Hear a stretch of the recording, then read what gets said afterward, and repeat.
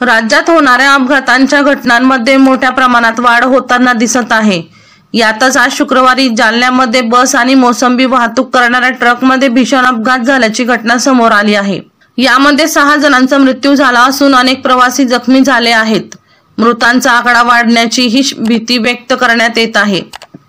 या घटनेबाबत असे की महाराष्ट्र परिवहन महामंडळाची एसटी बस गेवराईकडून जालन्याच्या दिशेने जात होती, तर मोसंबी भरलेला आयशर जालन्याकडून गेवराईच्या दिशेने येत होता।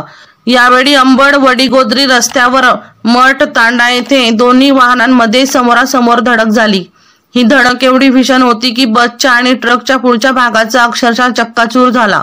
ट्रक मधील मोसंबीचा रस्त्यावर खच पडला होता। बसमधून अनेक प्रवासी बाहेर फेकले गेले, त्यामध्ये 6 जणांचा मृत्यू झाल्याची प्राथमिक माहिती आहे। अपघातावेळी बसमध्ये 25 ते 30 प्रवासी होते।